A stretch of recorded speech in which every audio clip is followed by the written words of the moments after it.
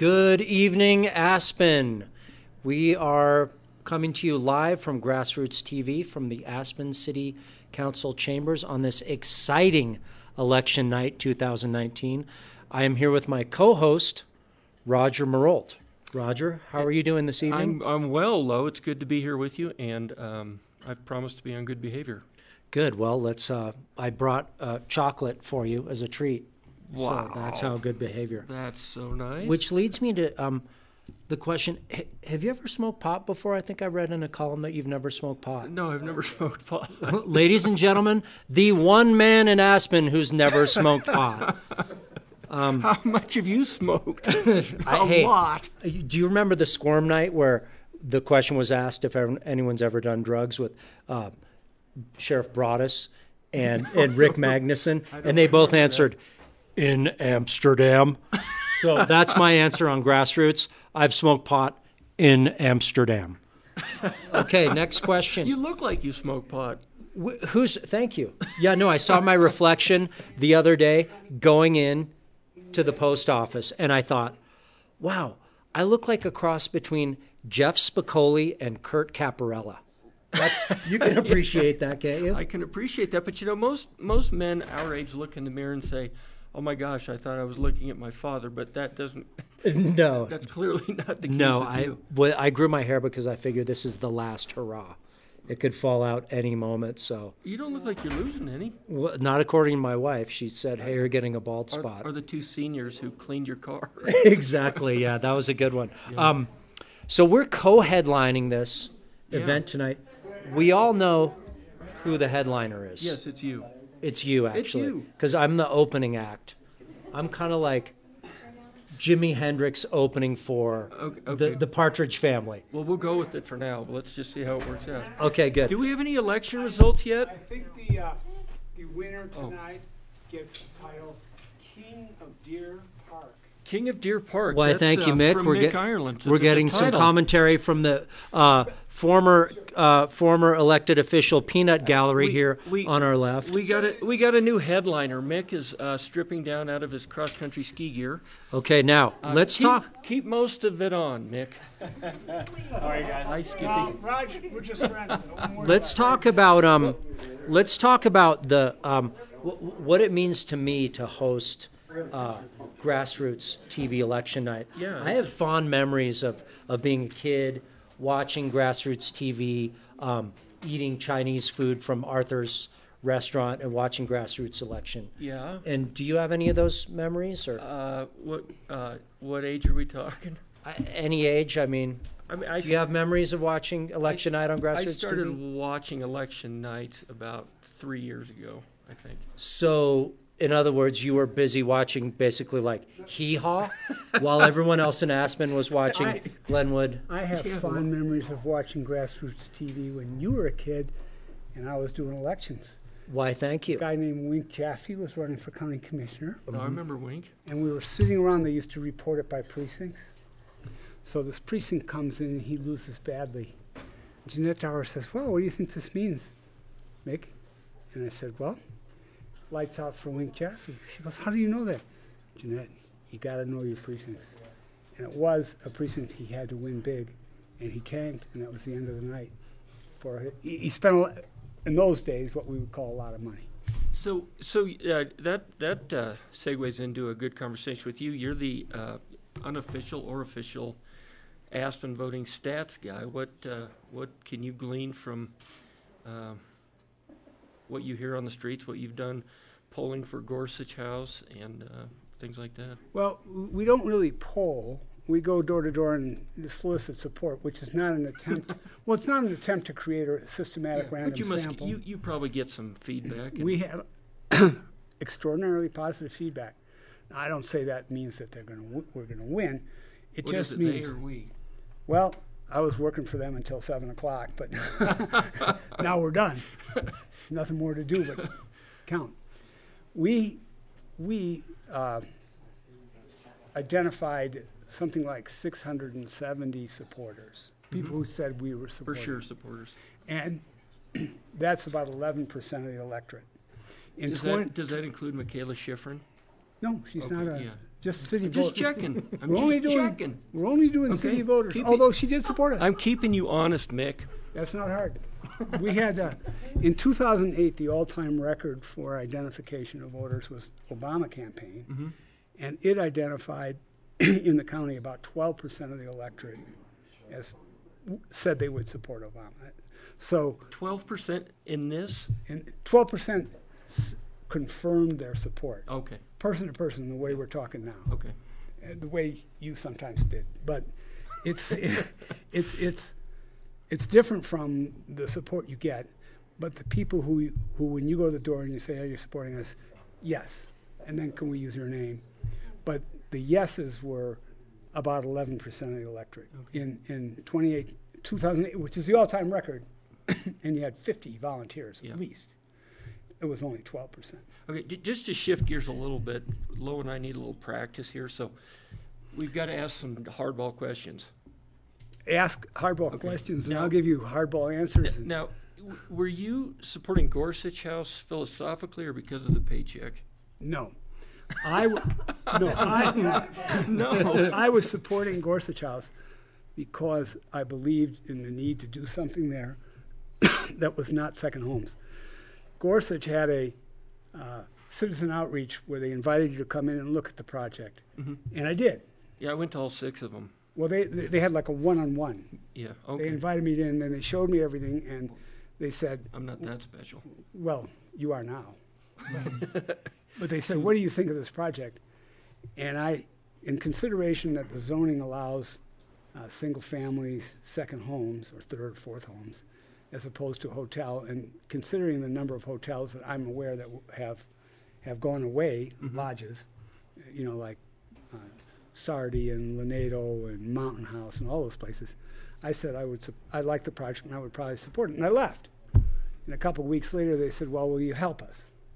So I was invited to help because I had a favorable view of the project. I don't have a favorable view of the project because I'm working there. Okay. Those are different. Those are opposite.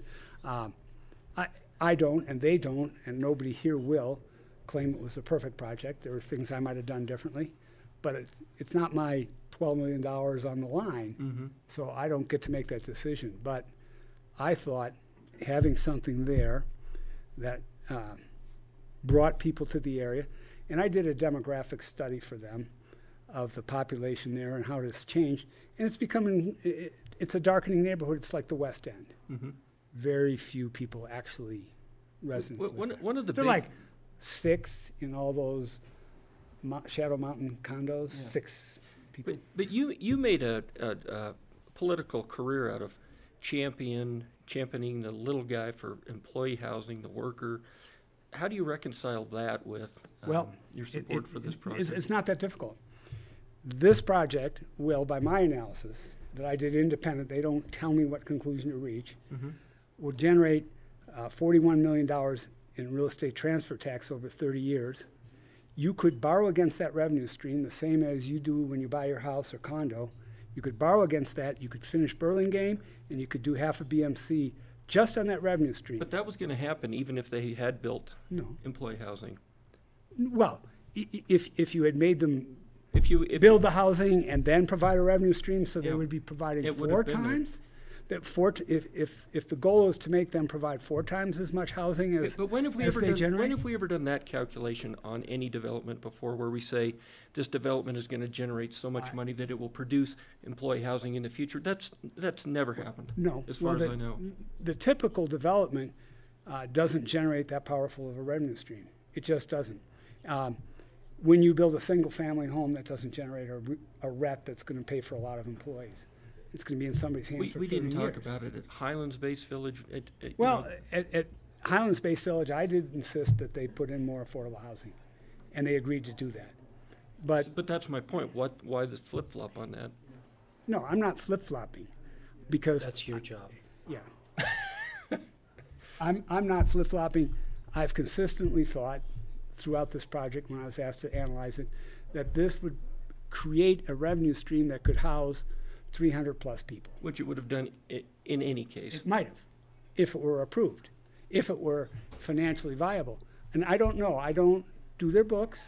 I don't know whether they could afford to tack on another $20 million or $30 million burden on top of everything they promised to do and build housing up front. I don't know that they could do that. So when you say it would have happened anyway, it might not have happened at all because they might have not been able to get the investment to build the project if there were additional burdens. But I don't know, you would have to ask them about the relative risk return. So you wanted it built no matter what? No, I wanted it built as an alternative to what happened across the street. Across the street from Lift One Lodge, you have 14 townhomes, dark all the time. And well, they're not finished yet. No, those are second homes, third homes, fourth homes. This project will be alive. It will have a restaurant. It will have bars. It will have people congregating. I think that's a plus.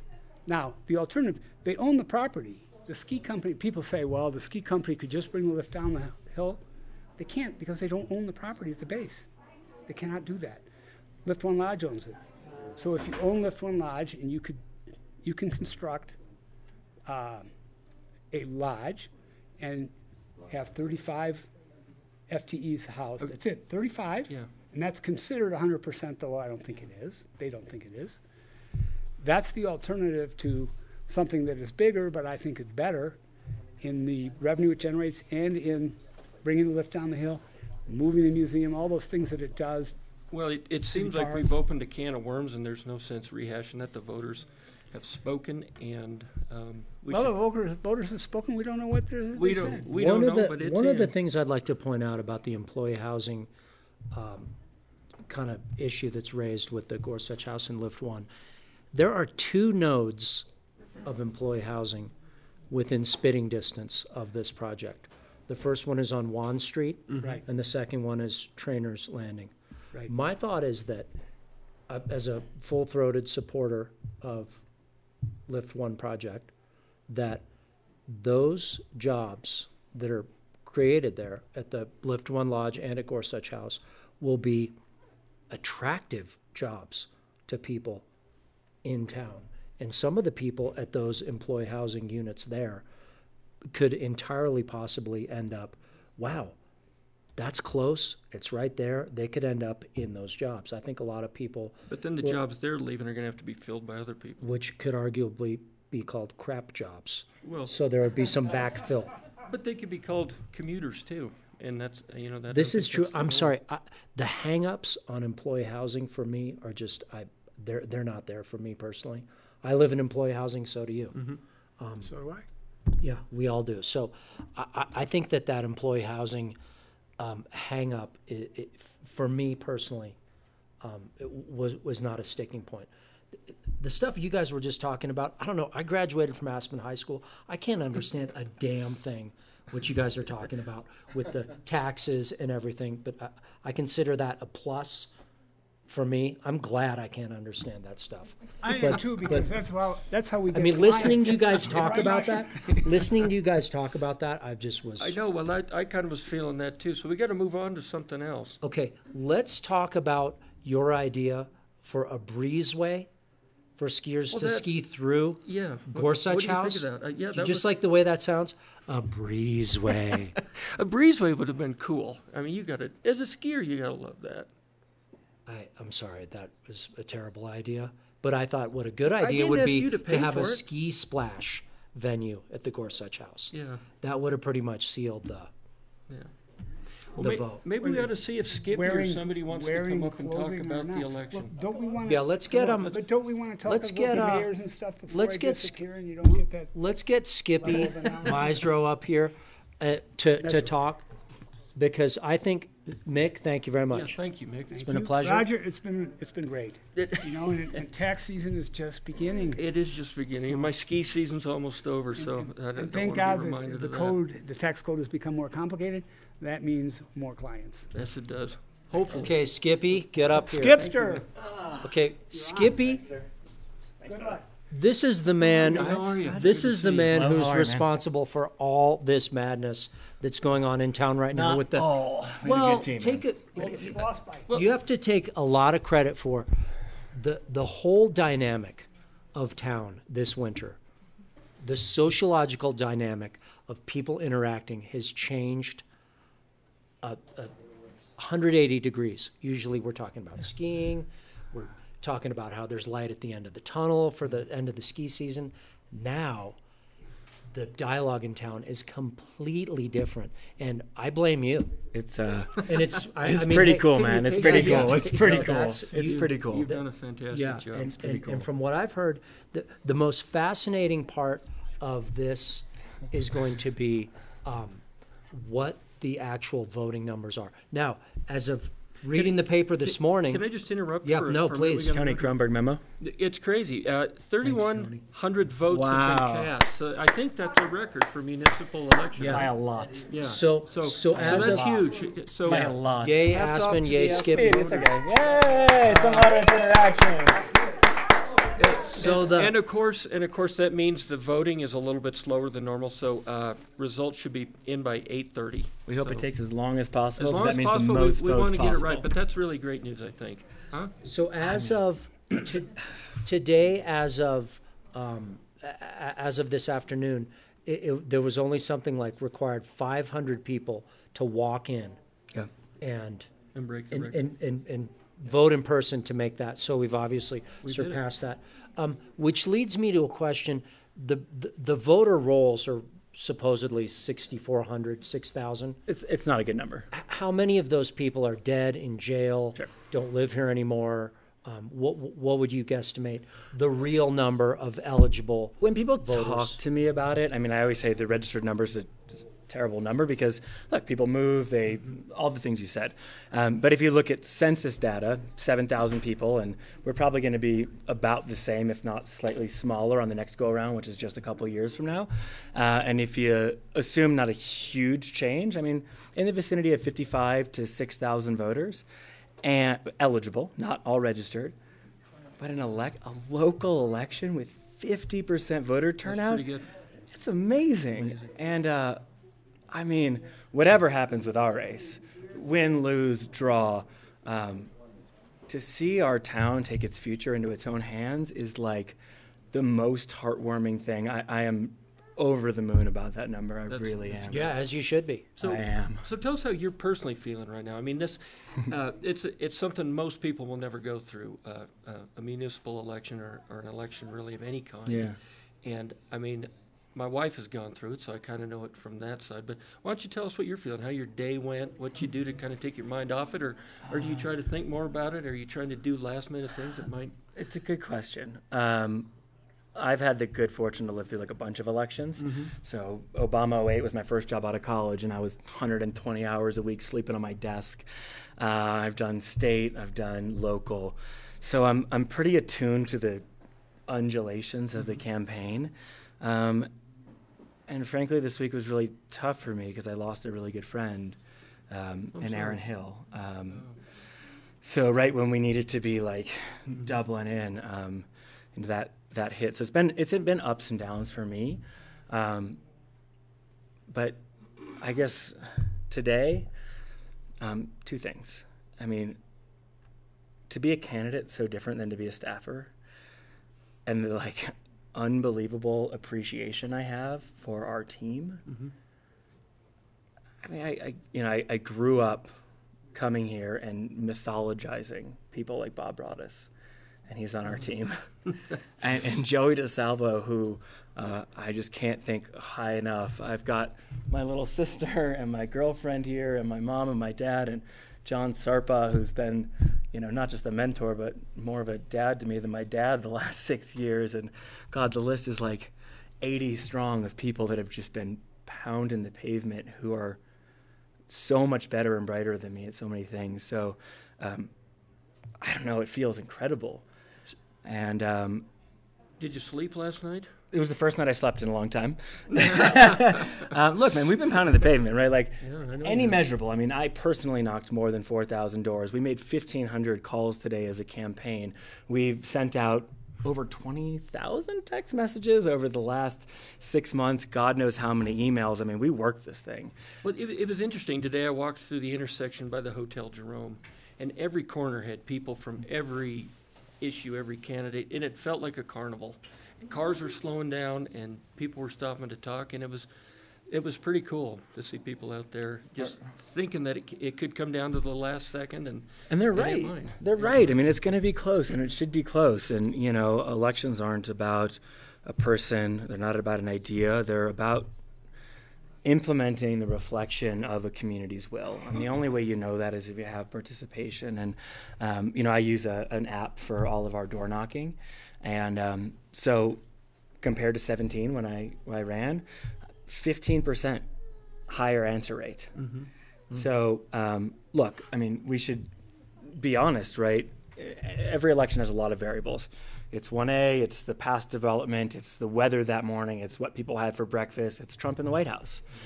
So even with this huge number, we're not going to claim absolute credit because that would be disingenuous.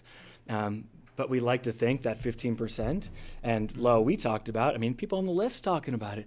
Yeah, everybody's that was the talking theory, right? With more people here, you've got more conversation, you've got more interaction that's got to lead to higher turnout. So 3 to 4 election cycles from now, we'll be able to isolate the variable, but I can't say that thing I want to say, but damn, it feels good. Speaking of chairlifts, how many days do you have on the Hill so far? I have, I think, 38. Wow, that's which pretty is, good. Oh, is it? It doesn't feel that good. Well, it's more than Roger has, I'm sure. So what I can say is the percentage of powder days. Quality. Percentage of powder days is higher than in a long time, and that feels amazing. So most of my days are get out, 2 bowl laps in the morning, slice some pow, jump over some kids or something, and get back to work. Well, congratulations for energizing having some say and also really changing the social dynamic of the town. I think that's a very impressive feat. We're all in it together, man, and our goal as a team, and it was a big team, and it wasn't my idea. This happened in the 80s, and it wasn't my inspiration. It was Wendell Whiting who brought it back up in the paper.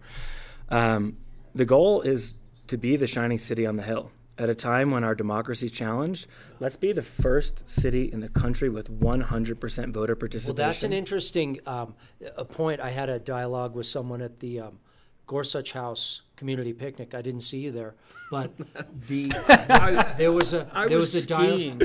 Yeah, at Panda Peak. You can try these glasses. There was a dialogue about people. I brought up to a gentleman there about other townships looking to Aspen as an example, and he kind of scoffed at that idea. Said like, "Yeah, you drive 15 minutes away from here, and people hate Aspen," but. Mm-hmm.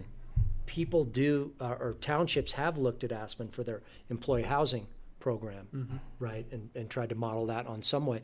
How about ski towns looking to us for our voter turnout? Do you think that might be something interesting that you would? Not just ski towns. Yeah, not just ski towns, but let's start there. In Colorado. Look, I was always brought up that to whom much is given, much is expected. And if you have great agency, it's your responsibility to act. And who has more than we do? In every sense, from the heartfelt nature of the community and walking down the street to the resources in our city coffers. I mean, I want to be a town that leads on all things. In the 80s and 90s, I mean, we led on the environment, right? The rest of the world followed what we did, and we've let it lapse. And I think it's about time for us to raise the bar again, and not just on that, but on voter turnout and on housing. And, I go over to Crest Butte or Telluride, and, the first thing they say is, we don't want to be Aspen. And the next thing they say is, so how'd you do that? Yeah, that's true. So, I think, like many of us, I'd love to have 100% of the vote and be loved by everybody. But the truth is, if you're leading on something, you're going to make not just friends but enemies. But if you do it compassionately and you listen and you bring people along, that's what we should be doing. And, we'll see how tonight goes. But I'd love to see our city do more of that.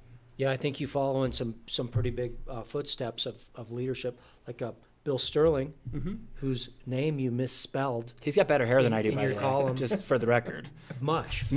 Yeah.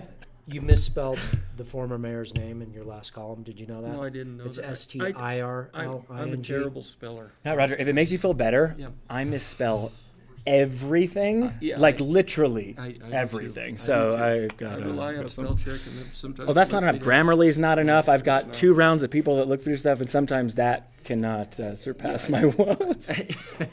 I have to apologize for it, but I'm not a good speller. I'm not trying, man. Yeah. Well, congratulations on Oh. your so far the great Good voter luck. turnout. Thanks, guys. And Thanks that's for doing this. exciting. Yeah, we'll have you back on hopefully. Keep the audience involved. Let's have some fun with this, huh? Yeah. Okay, Let's sounds good. Okay, let's talk about the fact that I was standing out front with my Lift 1 button on my jacket. Well, I saw that. I couldn't hardly believe what I saw. Yeah, I actually got scolded by an election official. I mean, they should have scolded you. I don't know. Is it illegal to give out money? The $100 bills I was handing out, I didn't have a problem with. The pin, No, but do you know? I mean, do you happen to know if it's illegal? I think there's a sign that says 100. If you're outside of You 100 can't, feet, you yeah, can give yeah. away So, money. so I don't know. I thought it was both. I didn't. Yeah, I was just wearing a pin. Speaking of which, did you notice my I noticed your pin. Yeah, that's I this did. year's 100-day pin. The 100-day pin. They're giving them out for Yeah, this all year. right. Yep. Congratulations, you already got your 100-day pin. Yeah, they're I got it at Snowmass at the 6-pack. That's awesome. Your home hill. How many other Snowmass. people in the audience have their 100-day pin already? Nobody. Yeah, Nobody see there. here. Yeah, That's fantastic. I don't count, by the way. I let the ski coat Yeah. count, They count for me. sure. Yeah.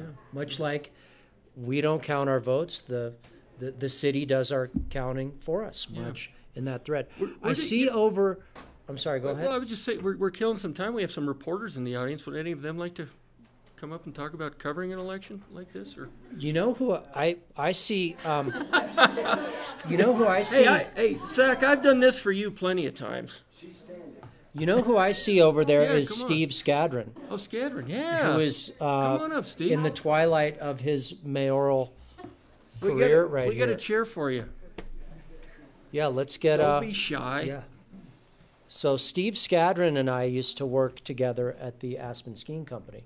We both had the role of being. Well, I knew Steve when he was a male secretary like me, Guy Friday. well, what are you making fun of that for? I wasn't making fun of Okay, it. all right. Yeah, you were. No. So Steve, That was 1997, and Lorenzo and I attended a meeting, and the entire department, we were working in the marketing department at the ski company, and the entire department was women, except for Lorenzo and me, and John Norton, who was running the meeting. And John Norton showed up in the meeting late in bike shorts. yeah, and you thought Mick Ireland was bad. Yeah, and stood up in front of the. The funny thing I remember about that meeting is the topic was the ski code grooming policy. And I had long that was hair. huge. I had long hair and sideburns, and I was wearing a tie, much dressed, very similar. And I thought they all went around the table talking about the grooming of Aspen and grooming. And I'm sitting there and I'm thinking, damn, the grooming. They came to my turn to talk, what I thought. And I said, man, the grooming is awesome. Have you skied spar in the morning? And they all looked at me incredulously. And then Kitty Boone said, Lorenzo, that's not what we're referring to. We're referring to the way they're dressed. I And remember that was quite a controversy. So, incidentally, at about lunchtime that same day, a urine test cup appeared on my desk. Wow. Yeah. So, Did you drink it? no, it was for me to pee in. Oh. Yeah, see, from the guy who's never smoked pot, Roger, but let me wouldn't tell you know what anything about else a came drug out of test. that era. I'll tell you what else came out of that era. Uncrowded by design. Yeah, if you right. remember. Yeah, which is a big deal. There's a lot of belly aching going on about the Ikon pass right now. Right. And you're adding to the problem. Your big thing is people going uphill. That's like, downhill skiing is you ride the lift, you pay money, and you go down, and then you're asking people to go up for free against the flow of traffic. I'm thinking maybe you and me should start something like trying to get people to drive the wrong way on Highway 82. Wait, I don't know. Maybe that could be I think most people thing. feel like they are. Yeah, already. good. Lorenzo, what do you think about the Ikon pet? What do you think about the increased density on the ski I'm a hill? huge fan of people coming to Aspen Yeah. and skiing and having fun. And I'm in the ski industry. That's how I make my living. Yeah. I sold my soul to the devil a long time ago. I love the Ikon Pass. I've met a ton of people who are here on the Ikon Pass. I think it's great as well. I mean, it's I do notice more business on the weekends, but it's not like anybody standing around in lines. Yeah. And my daughter lives in Denver. She has an Ikon Pass, and she sort of explained it to me. She said, Dad, traffic is so bad on I-70 that we have to get on the road by 5. And your daughter explaining things to you, that happens a lot, I'm sure. It happens an awful lot. She's very smart. Yeah. But so they get to the ski areas by 7, and then they have to wait for 2 hours. And she said people are figuring out, if I'm just going to be sitting in the restaurant at the lodge, I may as well just drive to Aspen. Drive another 2 hours. And get to Aspen where the skiing's better, the lines are shorter. So And this so is it a makes different sense. permutation of other types of the classic pass. Yeah. Yeah. People didn't badmouth the classic pass. No. I mean, other than the fact that the people who are buying them, I thought, should have full passes. I haven't actually heard anybody bad-mouthing the Ikon Pass? Yeah, the more crowded weekends. I've heard a lot of people. Well, you haven't been remark. listening because there's a lot of that going I on. hear a lot of people But that's not commenting on it, surprising. but I don't hear Columnists people out of really- touch with what's going on in Yeah, Aspen. pretty out of touch. Seems I to think be a it's- I think it's- theme I think with it's your really, I column. think it's really interesting, and I enjoy talking with the visitors who have not been here before. Yeah. And I think you can almost identify who's an Ikon Pass and who isn't by the gear and the style. You- And the sack lunches. Exactly. Yeah, that was a big, The blue jeans. Mm-hmm. Yeah, there Raiders is, jackets. There's some kind of the skier's code that's violated. I've had a bunch of on your left, coming by. I had an incident on the No, that's an catwalk. Aspen Mountain skier on Kleenex Corner, clicking your poles at you Yeah. on your left. It drives That's me not crazy. an Ikon Pass holder. That drives me crazy. But I've seen more of that. It's the kind of a skier's code that's being violated. But they're learning. They're learning. And we'll figure it out. But I think Here's it's really the interesting. Ikon Pass holders I've seen at Highlands, young, 20-something kids. There's an energy Yeah. of people here that are excited to be Yeah. here. I think we're not capable of having as good a time here as they are. Oh, they're because having it's a great time. It's their first time. We're so numbed to all this and blasé Yeah. that we're just not capable. But Yeah. I did see a picture of a line at Highlands posted and saying, "Hey, this is the Ikon Pass and the new, this is." Was that the 40-minute wait at Deep Temerity on Saturday? Yeah, but what they didn't show you was the 2-hour wait at the gondola Yeah. in the morning on the powder day. Yeah. Now, Anyway. here's the thing: if you're in a 40-minute line at Deep Temerity, that means you've already slayed waist deep powder in the bowl. Okay. If you're at a 2-hour line in the gondola, that means you're going to be lucky if you're going to ski like crud in the troughs of bumps on That's the why Ridge of everybody Bell fights in at that 10. line. Yeah, at 10 o'clock in the morning. So I think the anger towards the Ikon Pass is misguided. Is that that what- might be a good topic for you. Is that what you're? Is Yeah. that what you're hearing? Is it really anger out there, Lorenzo? Is that what you're sensing? I mean, let's call it. Yeah. I think people are mad, like people in Aspen. Oh, I'm mad at this, or Yeah, this is what's making our life miserable. It's the Castle Creek Bridge. No, it's the mayor. No, it's the city. No, wait, it's the Ikon Pass. So this is an interesting time for you. How are you feeling right now? This is it. You have 20 minutes to go as the mayor. No, I'm here till June. Oh. Till June 10th. Never so- mind. So what? So But, so, guys- but I you have- got I the did- election. There was a letter. Someone wrote a letter, and I was referred to as the almost former mayor. So Yeah. that was the first. Yeah. Yeah. No, What's it like? I mean, so you have 6. Well, how many more? I'm not. I haven't really. I was. What do you ask me? What's No, it what like? do you Just do? the- How do you behave in this last? Do you go for the Hail Mary? Do you lash out at council? Do you? No. What's your kind of like swan song here? Well, things at during an election season, things at the council table generally slow down. Staff knows that it gets to be, comedy season, and you start hearing things, and then council members are positioning themselves, and the normal order of business is disrupted by the election process itself. So Yeah. things tend to slow down. Our agendas are lighter. So, but I intend on fulfilling the responsibility the community entrusted me with till June 10th. Is it easier though, knowing that you've got I mean, when you're starting out a 4-year term Yeah. or 2-year 2 term years, yeah. for mayor, there's a lot that lies ahead of you that you can't anticipate, that you might get nervous about.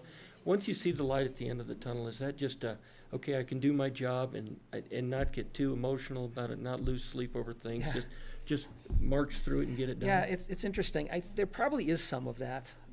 I can see the end, but I still wake up with the same anxiety every morning with my name in the newspaper, or it's 6 a.m. and KJAX has a report, and it's my voice on the radio. That was always a shocker. That's interesting. Waking up to your own voice. Or what about what's it like just being the mayor, going out in town and having people stop you and just lighting into you with their rant about parking spaces or poop bags, or like me harassing you about uphilling? I mean, you have to have a gear that you're just so at ease with and used to these things. Yeah. There's a lot of levels to this question. The reality is, at least for me, I think it changed my relationship with the community. And when I'm done being mayor and I go back to being less high profile, I think I'm hopeful that my relationship with the community will change. And by that, I mean I don't necessarily participate in the community the way I did prior to being involved in the political process. I'm so scheduled, and I'm invited to every event, and I do my best to attend and support those who ask me to come out and support them. For instance, I spent a couple hours with the 3rd and 4th graders this morning at the elementary school. A week ago, I spent an entire day with those, and that's fun stuff. I really enjoy that. But as far as showing up at, say, an ACES event just because I enjoy the topic, or going out to even skinning, skinning up in the morning. That was a whole escape for me back in the day, because I was like one of the few people out there. But now it's a whole super highway of people, and it's the dynamic has changed. And then I tend to hide under a hat and just to be able to have some peace. So if you're walking through town, do you have to plan 20 minutes? Yes. For stopping and Yeah, talking? yeah, I do. I don't say that as a joke. It No, takes me. I didn't mean it as a joke. I would think that would be real. Yeah, and sometimes it got to the point, depending on the topic at the council table, where I found myself, wearing a hood, or a little bit, or picking which route I want to go based on where there's perhaps less traffic. Yeah. Just as a piece, just to perhaps self-preservation. And that's a nuance of knowing Aspen, and where that's smart. That's normal. Even you don't have to be the mayor to make that that choice. I don't say that. I'm not complaining. I'm just saying it's kind of I only have. It's part of kind of the self-preservation thing, and I want to always. I get it. And at times, if I feel I can't conduct myself at the highest of professionalism, perhaps I shouldn't be engaged in a conversation. And Do you let's talk. I don't really quite have the patience at this point that I had 6 years ago when I started. So, yeah. But you maybe can manage it better, even if you don't have the, certainly you expect things that you didn't expect when you started your political career here, I'm sure. Expect things like what kind of things? Like how people would approach you, and what issues would incite more vigorous debate on the street than others. Can you anticipate things like that better? Yes, yes. And the how I manage a conversation is quite different now than it was when I started. When I say I don't quite have the patience or perhaps tolerance for is ill-informed conversation. Someone will come and say something like, perhaps on this 1A, for instance, I just can't wait to get a lift down the hill, so I'm voting yes on this thing. So, well, do you understand the cost of getting the lift down the hill? And they're totally unaware of what the actual cost was, or what the community's contribution to this, or. The interesting, or on the other hand, I'm just going to vote no against that just because it's developers. I said, well, do you understand how this might benefit the community in the long run? Or you're just closed. It's those wanting to express an opinion without doing the work to inform themselves behind what they want to express. That I don't have the tolerance for. So, what percentage of the voting population would you guess is 75% correctly informed on the issues, on the big issues? Yeah. I mean, you must get a sense for that, just like we were talking, the way people talk to you and ask questions. Yeah, the percentage that are somewhat informed. Yeah. Yeah. I'd like to believe, generally, we have an informed populace. But when you get really deep into the conversation, and we do much more detailed thinking here than what I would expect the general community to do, I don't know that it's as great as we It seems to me like the general reactionary protocol is a snap judgment based on what people read and the headlines and maybe the first paragraph of a thing, and then they go out on a rant about something. And then now we have the new component of social media fueling different ideas and platforms. So you have to admit, in your time since you've started to be mayor, it's changed. It's changed, yeah. Things have changed, and also people are talking about this election being heated, or people getting into it with each other about the Lift One, but if you look at the news reports from the 90s about the Ritz vote, there was apparently like actual people shoving each other and different kind of things like that. So, I mean, you can make an argument that it's less heated. Yeah. Lorenzo, what's interesting, in my time at City Council, there's been a change in the kind of weight of our agendas. Back in the day, so I've been here since 2007 when I was first elected on council for 6 years, and the 6 years as mayor. A few years ago, we rewrote the land use code. We rolled back the infill legislation to preserve our built environment and reduce the building heights, and you remember all that.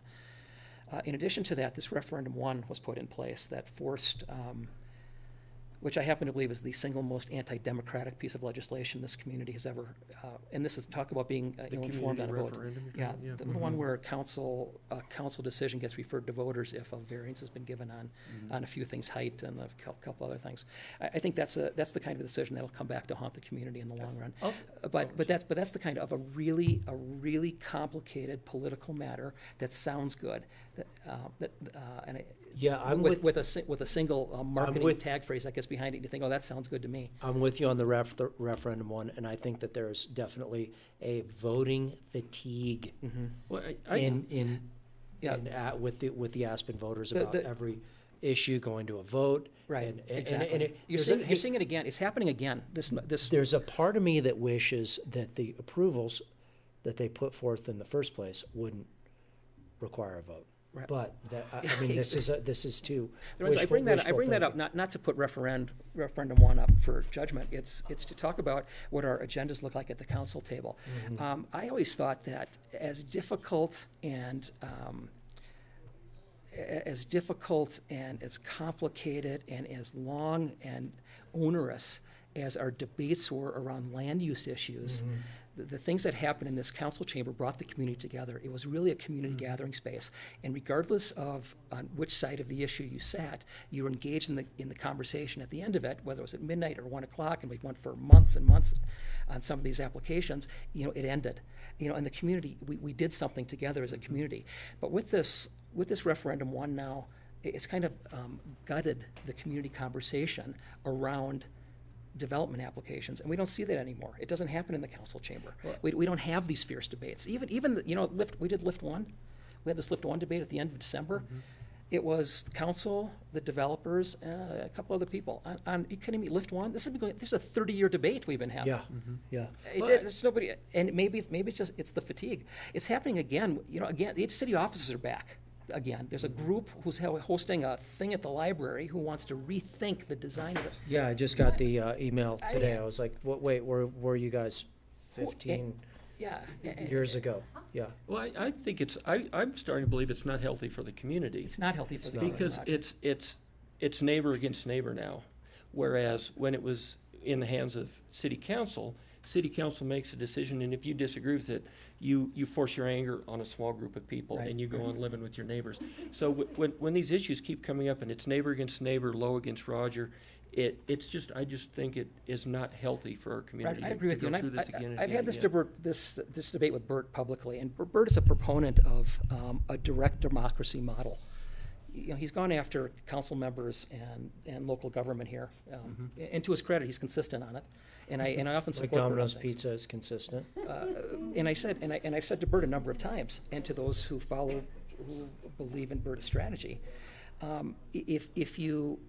we have a representative republic style of government here. If you want a direct democracy model, if you want to send everything to the community, stand up in front of the community, run on that platform, get elected on it, and change our system of government. But until that happens, we have a representative model, and this is the way it's going to work. You don't refer everything to the voters. Well, let's just talk about the complexity of this 1A thing. Yeah. In your experience, on a scale of 1 to 10, everything that's combined into this one single question, where does that rate on a difficulty scale for a voter to hash through 1 to 10? Yeah. 10 being the most difficult that you've seen. It's impossibly complex. It's impossibly complex. Did you read the ballot language for 1A? Yes. There's 5 different decisions the community's asked to make with one check, yes or no. I don't think it was healthy for the developers. I don't think it was healthy for the community. It's a really, really complex. So at the end of that complex procedure or language, can you look at a big picture on that and just say the big picture's plus or minus, good or favorable or not? And have you made that decision on Lift 1? Are you supporting it? What are you asking me? I'm asking you, looking as your role as the mayor. Yeah, As your role as the mayor, when you look back 10 years from now, let's say whether it passes or whether it is denied, what will your view be looking in the future? It's a really good question, and that's Thank why. you. Too bad you didn't come up with that. No, it is because He was on record as voting against it. Yeah, the development itself has really good qualities to it. And I didn't want to be in the camp of saying no just for the sake of saying no, to fall into that anti-development camp. But as the mayor sitting in that chair, when I saw the issues before me, I had a greater responsibility to the community. And my priority was to deliver a healthier community. And I was not doing that by supporting a $4.36 million contribution to the developers. That was not the city's contribution to that. The city had a list this long of things it gave to this project: increased density and more square footage and moving the project down, and giving park space, and there's a whole list of things this long. And then we had to come back and give another 4.36 million. That's part of this complexity. So that was your hang up with that. Was one. And then there's this whole affordable housing question. It's a really serious question. And I'm really unsettled about what the future looks like for all of the businesses in the community who depend on a really limited workforce, who now have to compete against a concentrated commercial operation on the side of the mountain, who has the wherewithal to perhaps pay more and attract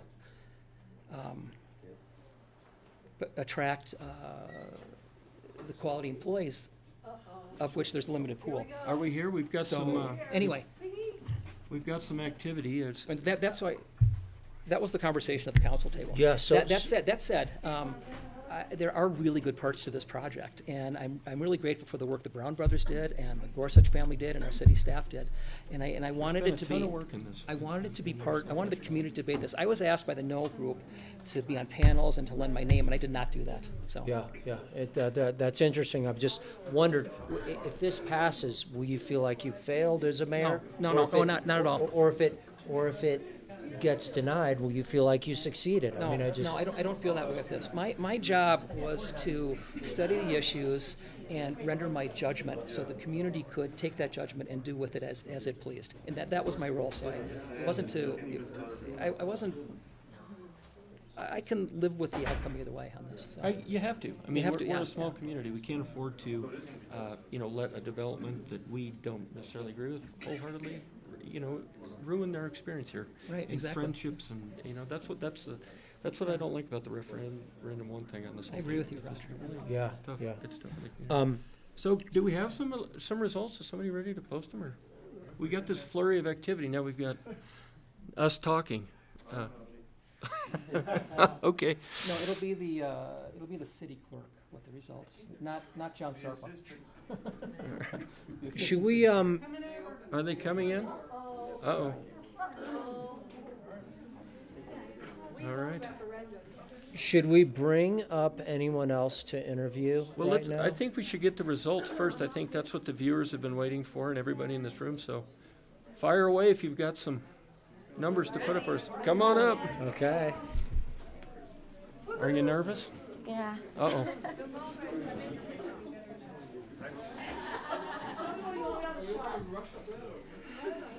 That was a good interview, Steve. Yeah, that was. Is that okay, guys? Yeah, that was really good. Kind of heavy on that, sorry. No. Yeah, thanks, guys. Great insight.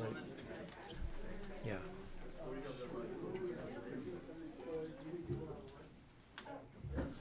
All right.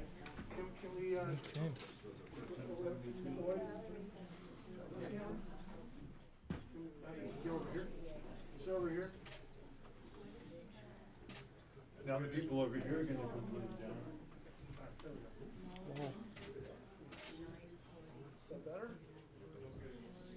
Well, look at that. Wow. Wow. Tori Mullins runoff from here.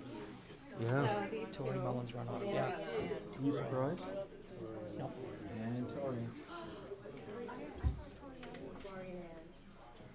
Skippy! Skippy coming in with some big numbers. Ah, he's in. Congratulations, Skippy. Good job, man. Bert missed the threshold.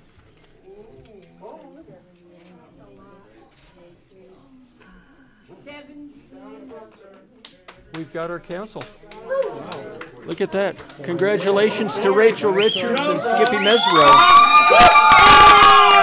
We got one left, man. The question.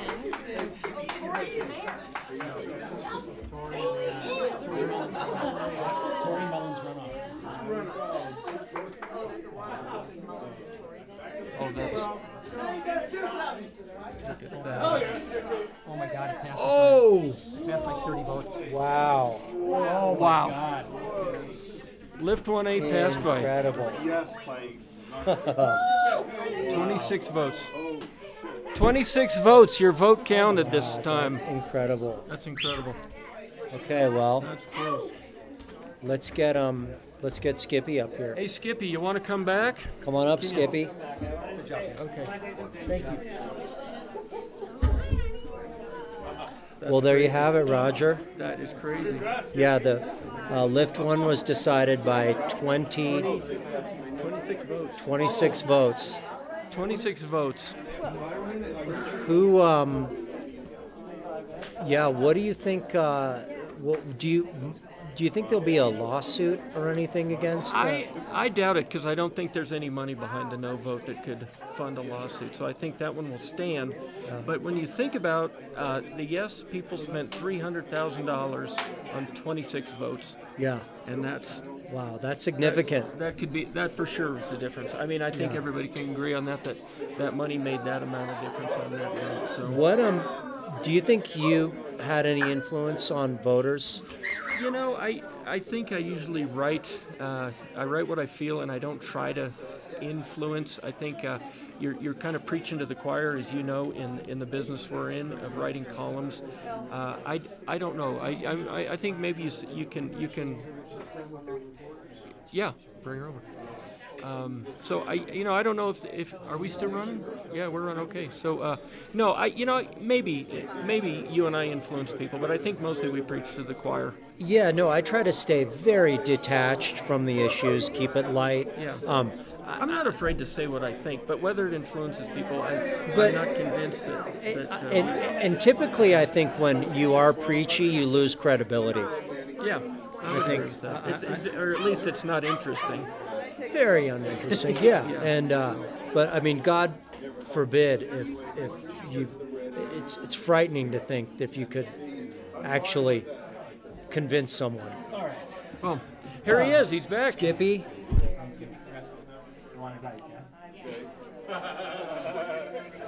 Congratulations, you're back in the hot seat. Yeah, congratulations. Way to go. And I'll ask you the same question. How do you feel now? How do you feel now that you did 20 minutes ago? There was never any doubt, right? There was a lot of doubt. God, I mean, I don't know, man. I just have so much appreciation for our team. We worked our butts off, and it feels really good. You did. Hard work in elections pays off. You pound the payment, you're usually going to get good results. I want to say congratulations to Rachel as well.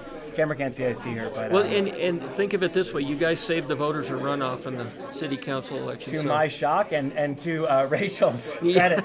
She called it this morning. I asked her.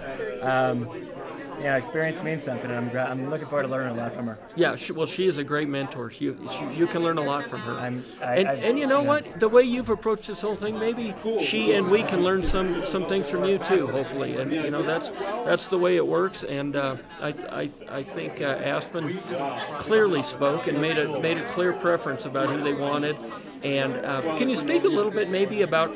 It seems like Aspen was ready for a big change. Yeah. We saw complete turnover. I mean, look, looking at our current council, it's no surprise. And I don't. Anyone who serves publicly, I have the utmost appreciation for. That's a hard thing to do. It's a hard thing to do. And their hearts are in it, even if we disagree, and that's okay. But at the end of the day, it comes down to accomplishment, and we've rested on our laurels too long. And, knocking doors, that's what I heard over and over, is just frustration with lack of leadership. Mm-hmm. And, man, I'm excited to get in there with Rachel because she will be so grounding. And I really think bringing new ideas forward, giving her the perspective and the push to move, but grounding that in 20 plus years of experience and that's incredible. Realism and how to get it done is going to be awesome. Yeah, it's going to be really good. And we've got a big runoff to come. Are you going to get involved in that, or are you just going to sit back and let the voters decide on their own? After 2A and this, I had a 10-day break for my girlfriend's birthday, and I actually, one of my best friends, he's racing for the U.S. in Switzerland, and I told him if we won, I'd come join him, so I'm going to take a few day break. Well, all right. And when I come back, I'm going to get right to work, and I'm going to sit down with both candidates who I believe in, and we'll figure out the rest from there. Well awesome. Deserved. And your family, your sister and your girlfriend, they're more excited than you are. Very, very emotional. My little sister. Are you proud of your brother? There are literally no words for how proud I am of him. You got to talk in the microphone. There are no words for how proud I am of him. He did a good job, didn't he? He done good. That's all he ever does. Yeah. He's got a big heart. We know that. Just want to say thank you to these guys. And this is a really exciting time. And you just lost a boyfriend to politics. That's okay. She lost me a while ago. That happened months ago. Yeah. So you're prepared. Yeah. Yes, very much so.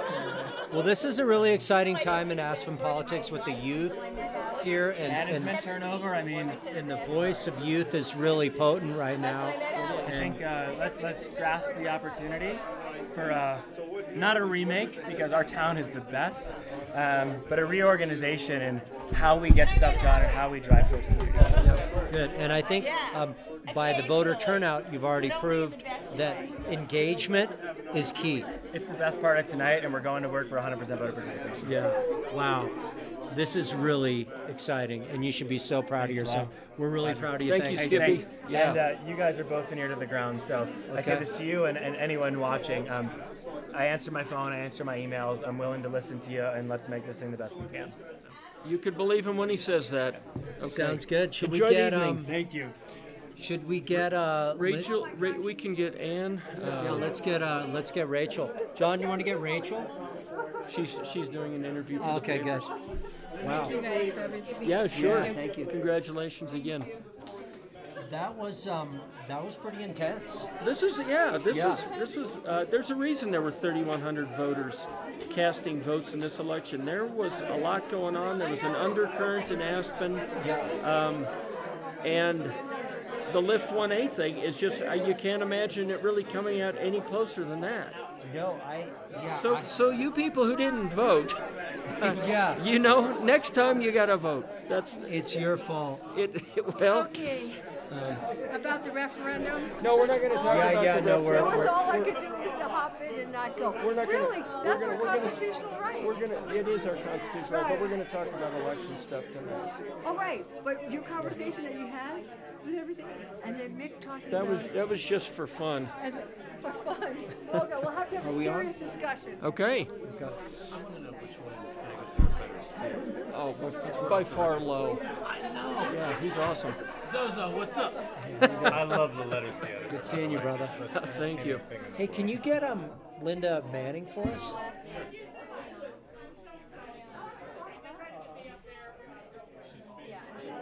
Okay, well, let's keep talking, Lo, until we get somebody to talk to us. So anyway, that was very intense. When I've got a little adrenaline when withdrawal those, going on right here. When those results came in, I think I was still in shock. Well, about you could see the about the people electoral. coming in to put the results down. They were nervous.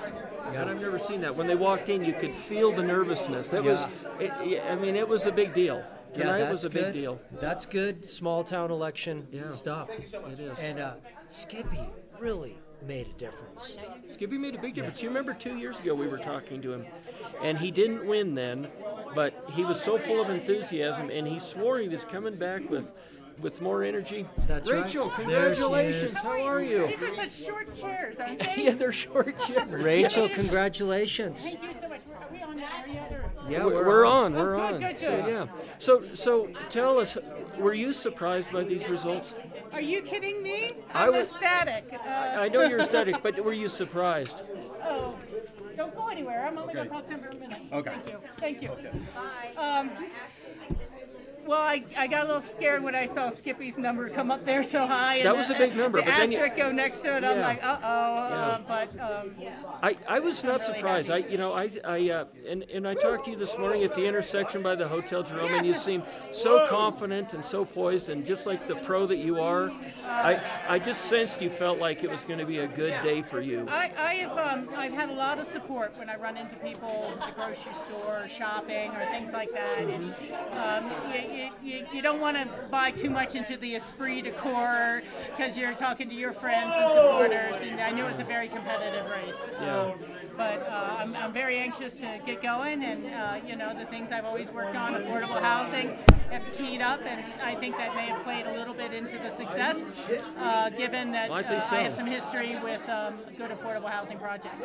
I would say you're the most experienced politician in office currently in Aspen, and you've worked very hard at it, and you've got a broad base of experience, and this is just so well deserved, and congratulations. Thank you. Yeah, I'm really proud to have you. Would Leanne Martlett be proud? She would be proud. I speak for her, and that's part of the reason I'm so happy for you, because we've had our heart to heart about that, and I'm just really thrilled. Well, thank you. I am a little nervous now. I have to live up to expectations. You will. And, There's no doubt in my mind. We'll see. Just be yourself and do what you know how to do, and Aspen's going to be better off for it. There was always this expression in Aspen that, it didn't matter if you were rich or not rich. It's what you did. It's how did you both grow the best geraniums? Were you the best skier? Were you, did you do things that you really invited people in? And I love skiing, but I'm a recreationalist. I am not an athlete. I came to that conclusion a while ago. But I found that at the council table or the county table, I did well. You shine. And that was my race, to run. So You've done a good job with those gifts and talents, and thank you so much. that's I awesome. appreciate that. Yeah, and I think you ran a really good campaign too, and it was just up front with all your accomplishments. And personally, I like the fact that you have a ton of experience. I've heard people say career politician is like a bad thing, and to me it's not. In Washington, maybe it is, but not here in our town. It's someone who knows the people. To me, it's a compliment. Yeah, I believe that in some ways the what I was calling turmoil at City Hall may have played into my advantage with experience. Yeah. Because I have been through transitions with new managers. I feel like our hiring of John Peacock was highly successful in the county, and I was chair of the board the year he came on, so I was able to work with him to get to know and integrate into the community and our values. And without a manager, an assistant city manager here, that experience, I think, became more valuable in people's minds. Was there any one trigger that happened while you were not in office that made you look at this as an opportunity to get back in and change something that you thought was really out of I did run on a few things that I felt were a little lacking. Particularly, we're surrounded by public lands. The city of Aspen should be raising its voice on public land issues as much as the county is. We should be concerned about air quality standards and water quality standards, and we have a voice that people listen to. Not to overuse it or anything, but you can help lead through the Colorado Association of Ski Towns and the National League of Cities, because I don't think they're familiar with the issues we have with underfunding the Forest Service and then them not able to do mitigation for fire prevention or these other issues. And I said I'd like to bring those forward. So that's something, and we have a lot to deal with in town all the time. There's no question about that. But we can't spend so much time focused in on Aspen that we don't notice things kind of crumbling around us, so to speak, you know. And so I really wanted to bring those sort of issues forward. Clearly, the county has a role in affordable housing, but doesn't have the resources that the city has. And to really start to make things happen more timely and for our community, I think that was something I saw I could do. I would joke when people ask me, what did I like better, city or county? And I'd say, well, you know, in the county you don't have 4 processes on one block. And that tends to happen in the city sometimes. But there are just a lot of things we need to be working on and working in partnership on. And so I'm very excited to bring our water work together more with the city and the county. We are all protecting the Roaring Fork. Just a lot of things like that. And any ideas on how to bring some cohesiveness back to City Council? It seems like it's been fractured quite a bit, and it looks like it's reflected in the vote. I think it's going to be awkward because there's this long lame duck period. I was thinking about that. I mean, I'm going to need to be reading and catching up and doing all this stuff for like 2 months before I'm actually seated or on payroll, and that's a little challenging. But I think it's a matter of really talking, and not your standard retreat, but talking about where do we really agree? Where can we agree the most?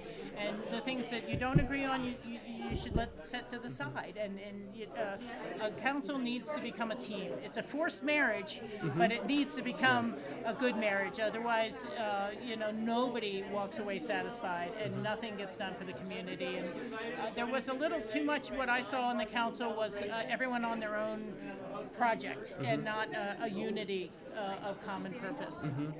So now that the election results are in, when do you sit down? When do you start work? Well, we don't get seated until June, so that's what I said about this unusually long lame duck period. Yeah.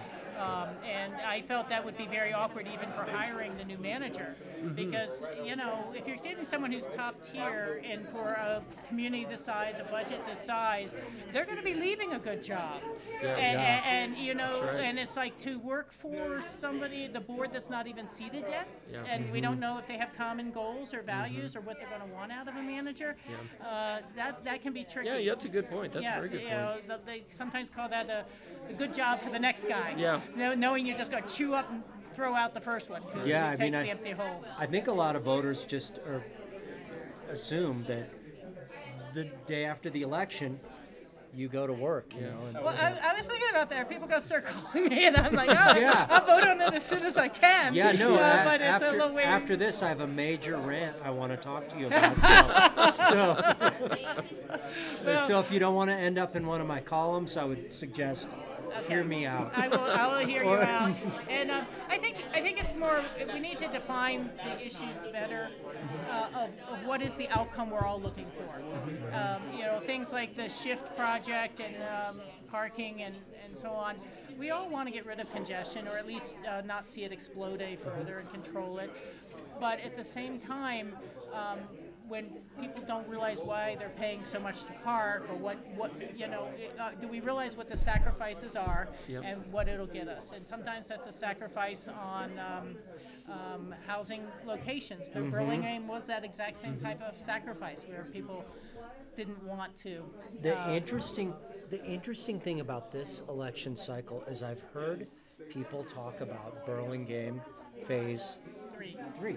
That was the first time I've ever heard people just kind of floating that out. Burlingame 3, and also the BMC. Yeah, it's time to start is programming back, that. and there's been a lot of we've got a lot of investment tied up there. There's doing been nothing. a lot of people that are really against BMC purchase initially, and I think it might come to fruition that that's going to be, in retrospect, a good purchase. Well, I can't justify how they went about purchasing it or not, but I'm glad they did some land banking.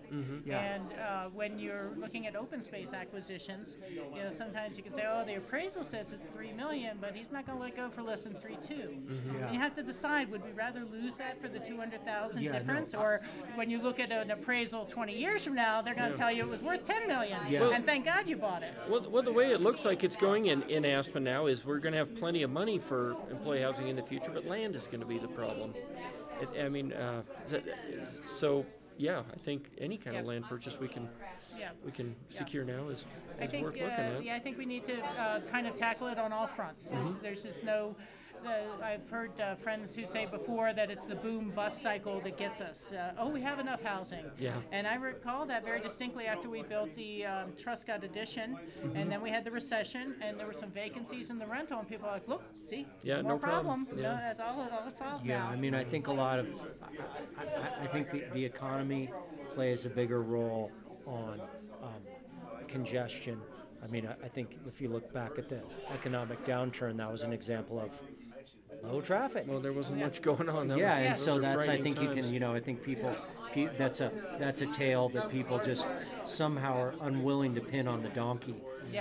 The fact that, hey, our economy's good, it's going to be a byproduct. Housing crunch is going to be a byproduct of a strong economy. So I think you just back that up. Well, at the end of the day, we always have to reconcile our differences, and that's hard because we want world-class skiing and world-class music and world-class recreation, and then we don't necessarily want to see the infrastructure that supports that, and whether that's a new police station or a city building or housing. So that's the thing. Everything is a compromise at the end of the day, and we need to collaborate, we need to cooperate, and we need to keep the big picture and the long range in mind. Yeah, you're really good at it, and I think it's nice to have a female mindset and energy on the council that you bring. Thank you. It's really positive. Well, like both of you guys, though not as long, I've lived here for 40 years. You've been here a long that time. is an important thing, to see the cycles of your own life, the cycles of your neighbors' lives, and realize that it's not a 2-month fix. It's not a 2-year deal. It's how will that affect people in 10 years? It's called acquiring wisdom, right? Yeah, That's what it is. perspective. In my case, not necessarily in yours, but the long term does help. I think having that. Yeah, it really does. Well, listen, I think You've I got have a some party to go supporters to, I need yes. to go talk Well, with. congratulations Thanks again, and enjoy the evening. And you really as well. nice to see you. Thank you. It's great. You look beautiful. Thanks. Thank you. We clean up pretty well after the campaign trail. I appreciate it. Thanks you guys for hosting, and thanks GrassRoots. You're welcome. Yay, GrassRoots. Okay, Ann Mullins. Hi, Ann. Would you like to come have a seat? Do I want to? Come on in, scoot in, and congratulations. Oh, thank you. So you've got to have some mixed emotions right now. That you're not going to be the mayor, but you're going back to your council seat, going back to work. What are you feeling right now about this? Well, don't discount being mayor yet. Oh no, you're in the runoff. I'm sorry. I'm sorry. Yes. No, obviously I'm disappointed. I was hoping that that this would be the night it was decided. Yeah.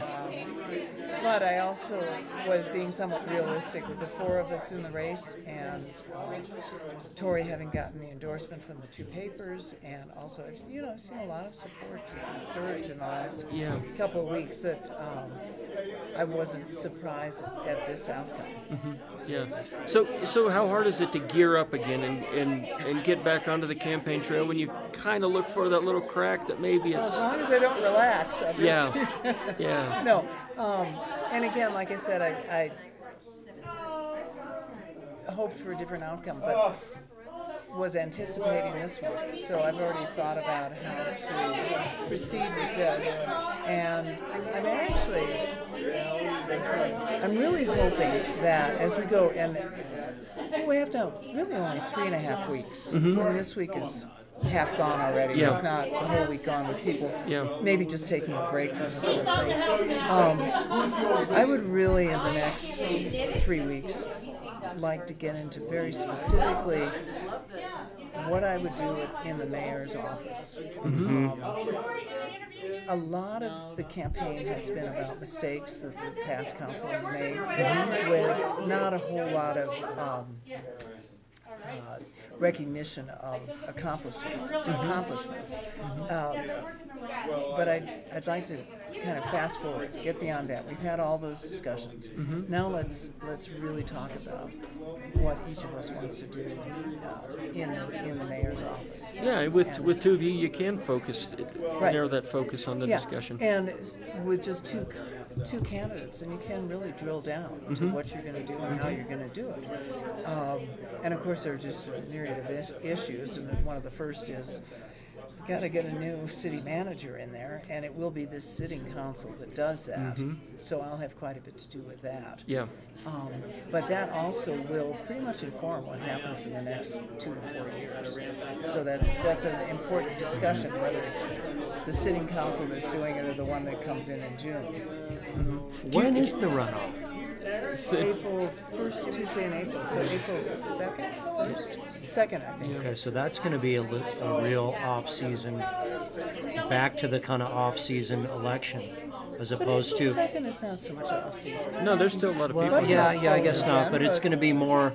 It's going to have a different feel than how it's been in the business. Well, you won't have the distraction of 1A or any of the other races. So the voters will be more focused on you and Tory.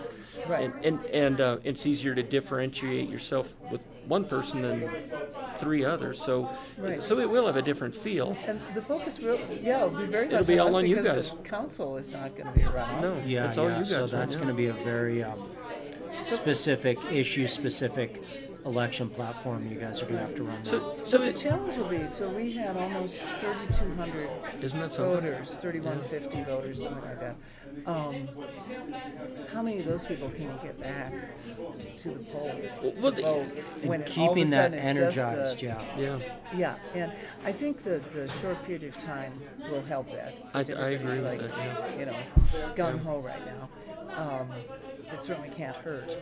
Is there one point where you would that you will focus on where you differ greatly from Tory that you think can make the difference, or is it just making your points more clear and precise in the drill down, just in a 2-person race? To me, the strength is the way, and I've gone over this, and this is where I'm hoping to get beyond, leadership style, process, that kind of thing, into specific issues. Mm-hmm. But if we get back to that, in terms of leadership and process, I'm very steady, very focused, it's like a tortoise in the hare. I mean, I just keep moving along, and I'm persistent, and I get the stuff done. Mm-hmm. And I've gotten stuff done on the council previously. I've been on council for 6 years. There's somewhat of a continuum there. Yes, Tory has been on council, but then he's been out of the city government for a few years. Mm-hmm. Things have changed. I think I can pick up and get some stuff done in affordable housing, get stuff done in transportation, with the background and the work that I've been doing in the last 6 years. And again, it's just a very persistent, assertive kind of approach to problems, which sometimes people are surprised that, oh, look what she got done. We didn't even know she was getting that done. So I'm very confident in the way I can achieve success. And I think it's a little bit different than Tory, which is maybe fits and starts and something here and some, environmentally. There's a lot of things that I've done environmentally to support those initiatives. Tory's done a few really significant things, but overall, not kind of a cohesive approach to, and ultimately more successful approach to that. Well, congratulations. Congratulations. Yeah, we thank you look very forward much. to a good runoff campaign. I apologize again for my poor math skills at the beginning of our conversation that's here. okay. Good luck, Ian. Okay, thank you very much. Thank you.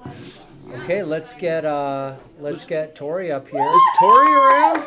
Tori's in the house. Congratulations, Tori. Hey, Tori. Hello. How you doing? Have a seat here.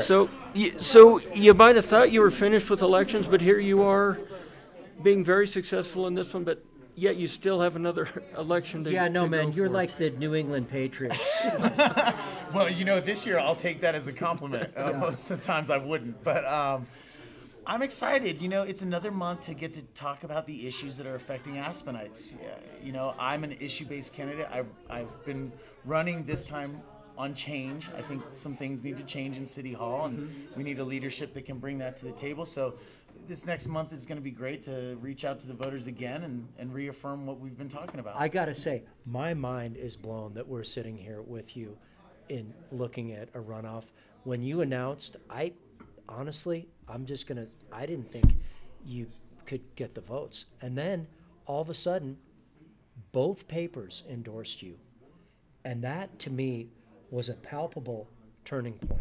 That was a whoa moment, I think, for a lot of Aspen voters. And that was, that for me anyway, I was taken, I did not expect that. When the candidates first announced, I thought Adam Frisch was going to win. I mean, I'm not. I understand. I don't know. I'm just. No, I understand your initial I'm read blown on that. away that you surged. You came from the back of the pack. I thought, being out of the focus, No. and yeah, you were there. You were involved on your levels, but you came from the back to the front. Which Definitely, I'm blown away. I appreciate that in the sense that that you underestimated me. I'm just kidding. This is really kind of the result that I was thinking of. You're absolutely right, though. Over the campaign, my message has been strong, and I think if you look at really the campaigns that were run, that's really the separator there, is that I am talking about specifics. I'm talking about change, and I'm talking about making things better. If you look at vision and voting record, that's what this came down to. Yeah. Well, let's talk about your strategy over these next 4 weeks. Do you just keep repeating the same message, or are there parts of it you polish, or are there parts of it that you drop, or what's your focus here over the next 4 weeks? What's your strategy? Have you even thought of that yet? Absolutely, I've thought of it. I've been thinking about it for the last couple months. Like I said, this is the result that I really thought that was going to come about. So I'm extremely excited. The focus is really going to be about showing the differences between myself and Ann Mullins, my opponent, and a different leadership and a different ethic in City Hall. And that's something that people have been asking for in our community, and that's something that I bring to the table. So that's going to be the focus, is to really two things. One, show the differences between vision and voting record and how that separates us as candidates. And number two, to make sure people vote. What camera is on? Make sure people Straight ahead right here. Thank you. Make sure people vote in Well, this runoff. well, we see that with the 1A election. Every vote really counted. counts. It Really really counts. counted Yeah. this time Amazing. around. Wow, So, powerful. yeah. Amazing. So what is the one difference? If you boil it down to one difference between you and Ann, what should the voters know right up front? What It's about leadership. What we've seen over the last 6 years is that this council, and included in some of the decisions that Ann has made on council, have really been not strongly enforced by their beliefs and convictions, and not followed through. We've had a lot of things fall off the table in the last 6 years, whether it was a reversal on the power plant proposal down by the river, the old art museum, up to even the latest with Lift 1A, you know, where there was council concern. They didn't like the money that city was committing to the developers. They didn't like the housing, and yet they didn't change that language at the table. So, you know, it's about conviction and about leadership and about strength at the table. How, you brought up Lift 1 with 26 votes. Amazing. Okay, how now do you handle this? You being against Lift 1. Yeah. And my understanding was she was for Lift 1. Hesitantly for, I know- but eventually sent it Leaning, to the voters. yeah. So, yeah. How do you handle that? I want How do you handle that? Do you facilitate- continue to say bad call, or do you? I mean, how I do you want do to that? facilitate the best project that can possibly Yeah. be up there. And as we all know from things that we've seen in this community before, even though the approvals are set, there's still a lot of stuff to go on to make sure that that is a success. Yeah. And as the next mayor, I'm going to work with that team to make sure it's the best project that it can possibly be. Yeah. You know, I respect the vote. I always have. And even though it's a thin margin, you know, that's what being representative is about, is representing the public. So I'm going to make sure that that's the best project Yeah, possible. that's a good. Well, I we li- don't have I- a choice at this Yeah. juncture. We're going to move forward, and we're going to all have to get we're behind going to it. be and make sure Aspen it's- strong like we always are. Yeah, It's I gonna like be great. that. I like that as that outlook. It's going to be great. Yeah, We're going to best- make it great. Yeah. Best Make project. A1 great again? Oh No, please. You didn't. You didn't. Come on, man. No, don't fist bump that. That's embarrassing. Okay, Tori, congratulations. Hey, thank you so We're much. Really psyched, and Thank you. Enjoy the night and get ready. Yeah, we'll do. We'll do. I'm Okay. looking forward to it. Like I said, it's another month, and I want to say one last time: make sure you vote in this runoff election. This is important. Amen. Thank you, guys. Okay, thanks for. Okay, well, that's. I think that's about it. Anybody I think else? that wraps up our election night coverage. Do Is we there- have is any there someone still stragglers here to there? turn There's off the camera? Adam Frisch there. Do you care to? Adam, you care to speak? Do you want to come up and say hello on TV?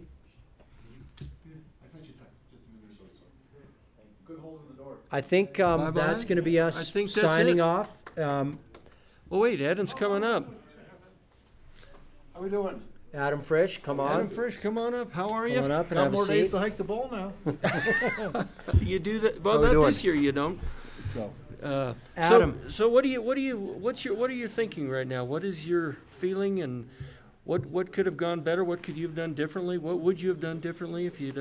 that's that's 7 questions. It's a lot of questions. You're a councilman. You can handle this. I am humbled to live in Aspen, humbled to be raised in my family in Aspen, humbled to have served a wide variety of the community for the past 8 years. So Well there's said. that, and then we'll try to figure out what I'm going to do next. You know, I have a lot of options and gather my thoughts and everything. But Man, your house looks incredible. well, I got that to take care of. I got kids to raise. Katie's been sick for the past couple months, which has kept me at home a lot more than planned. As great as she is, trying to do some work at home and everything. So we ran like 10 or 15% of that campaign we wanted, but you know, a lot of moving parts. You know, Tori did a good job getting the word out as being someone who's been active for a really long time. The 1A thing was a huge deciding factor, I think, in a lot of the moving parts up here. And you became the swing vote on that. Do you think that affected the outcome of the election? And is that a good position to be in, that you wanted to be in, or is that an unenviable place to be where you can't win no matter what? I ended up in a lot over the last 8 years. I've ended up a lot of swing votes, if you will, on City Hall location, Lift 1A, a bunch of other conversations. You know, if I go back to 11:45 at night when we had to make a decision about 1A, and if I had voted no, would that board look a lot differently? I think so, but I think it's really hard for any one person to take credit or blame, if you will, on any one thing that happens. Fair enough. But obviously 1A was a huge mover in that, and you know, 1A caused a lot more people to vote than normal, as well as Skippy led the charge, and I was, I think, the only public official that actually supported actually took a position and supported moving it up to that.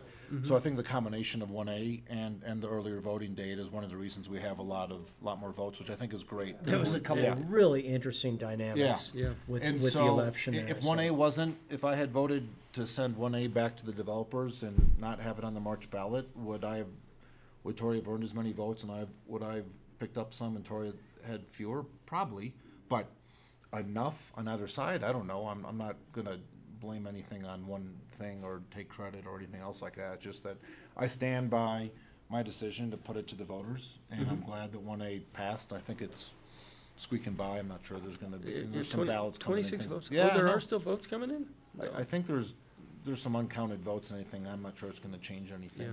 I have to commend you for your signage. You used reusable shopping bags. I still have a couple extra. As opposed to yard signs. Yeah, no, it was. Those kind of chap me, the yard signs. They'll be up there till June. My yard signs were orange reusable recycled bags and ski poles, as one should have in Aspen, Where did you Colorado. get the ski poles, out of curiosity? I had a buddy of mine gave me about 40 that he had in his old garage, and we used those black and yellow poles to hand around and put those in the snow, and that's what we used. And I thought that was very creative and very kind of Aspen centric. So and again, hats off to Skippy and Rachel and Tori and Ann, and we'll all process everything in a day or two, whatever. But I appreciate you guys. Well, congratulations. Well, of course, we'll see you at the top of the bowl. Thank you for your years of service, and somehow I don't think we've seen the last of Adam involved in Aspen deeply in some meaningful way. So I'm pretty sure I'm not going to be the 34th Democratic candidate to put their hat in the ring for president. So I'll figure out what else. Well, we want to keep you here. No. I'm certainly not leaving Aspen. This is home. No, I mean we want to keep you involved here. We'll stay involved. You add a lot of value to this community, and your service is greatly appreciated. And you're a Very gentleman, and to you both as well. So thank you guys very much. Thanks, Adam. We'll see you soon. I still have some council term. I still have 3 or 4 months to get some stuff done you too. do. And I'll be working hard on that too. Till June 10th. Go for it. Thanks, guys. All right. Thanks. Adam. Good. Thank you. Well, I think that's a wrap. Co-host, should we sign off? I think we should. We've covered just about everything. It's been a pleasure. As we'll always, see you in the paper, as always. And, likewise. Skiing and wow, what a fascinating. We will not see you at the barber. I hope not. Okay. All right. Thank you for watching, and hopefully we'll see you next time around. Thank you. Good night, Aspen.